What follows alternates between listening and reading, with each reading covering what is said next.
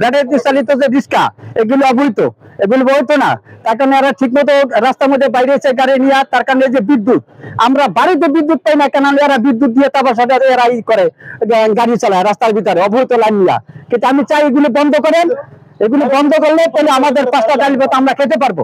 যেহেতু অবৈধ, সব অবৈধ, আমি তো সরকার এগুলি চাই, সরকারের কাছে আমাদের আবেদন থাকবে যে এগুলি যাতে করে বন্ধ করে দেয়, এগুলি যাতে চালাতে, যাতে এগুলি না চালাইতে পারে সেই ব্যবস্থা যাতে সরকার করে।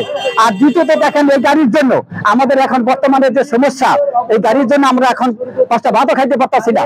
মানুষের কেন বলে সারাদিন পরে যদি 50 টাকা যদি মাছ কিনে খাইতে পারতাম, গুঁড়ো মাছ, আপনার বড় মাছ খান বড় লোকেরা, আমরা যদি 50 টাকার গুঁড়ো মাছ আমরা কিনতে পারি না। এখন বর্তমানে এরকম পরিস্থিতি আমাদের দাঁড়িয়ে গেছে, ডাল ভাতটা আমাদের জোটে না এখন বর্তমানে, এরকম পরিস্থিতি আমাদের হয়ে গেছে, আপনারা জানেন না, কিন্তু বলতেও পারি না কারো কাছে। এই পর্যন্ত 150 টাকা ভাড়া মারছি, বিশ্বাস করবেন? 150 টাকা আমরা 20 টাকা খাইয়েছি, আছে 130 টাকা।